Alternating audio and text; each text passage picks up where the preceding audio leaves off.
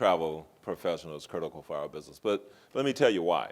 So if you think about cruise for a second, if you add up all the cabins in the world, it adds up to less than 2% of the hotel rooms in the world, okay? So we're tiny, and we can't make more. There's only so many shipyards. So everybody talks about the explosion in cruise travel and all that. And the reality is the fastest we can possibly grow. And that's with building huge ships where we used to build smaller ships.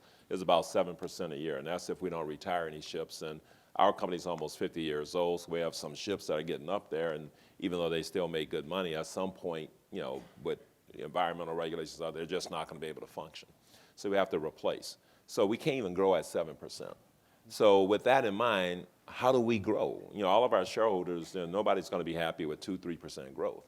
And how we grow is because we're at a deep discounted value versus land-based vacations. Right. And we can give people more of what they want when they're on board. So back to the other conversation, for us, every technology is intended to enhance the person-to-person exchange. It's to create the human experience. The technology we want to be invisible, because in the end, it's people-to-people what it's all about. Mm-hmm. And so for us, for travel agents, they are critical. They're absolutely critical, because a cruise is a complex purchase. And the last thing we want is that seaborne person to get on a Carnival ship, okay? Because they're gonna go back and they're gonna say, how was your cruise? They may say, well, it was okay, or they might say, I didn't like it at all. Either one of those is horrible for us, okay? Because it's not only that person that's not a lifelong cruiser, it's everybody they talk to who has never cruised, okay?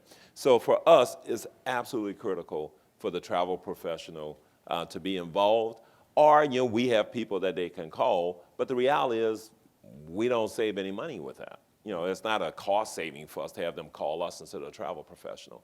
Plus, the travel professional is more likely, because they represent a much broader thing, to get the person to what they should be on. We are sold out. Our cabins are full. I mean, every ship's full.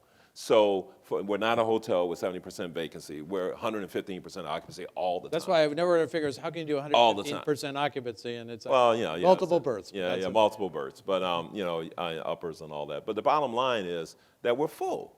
And so, you know, what we want are the right people, because we want lifelong advocates. And the best way to get that is with a train out. You asked what's the future?